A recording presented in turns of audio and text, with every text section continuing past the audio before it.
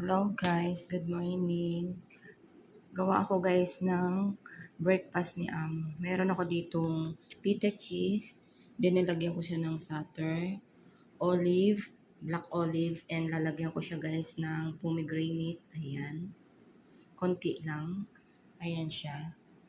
Then, lagyan ko siya ng olive oil. Konti lang din. Ayan. Then, meron siyang cucumber na maliliit. Ayan. Then, yogurt. Yan lang guys ang breakfast ni Amo. Simple lang. Then, meron siyang isang telmo. Ang laman nito guys, ano siya, ginger, curcum, and lemon. Kasi masama yung kanyang lalamunan. Ayan guys. Ganito guys, healthy.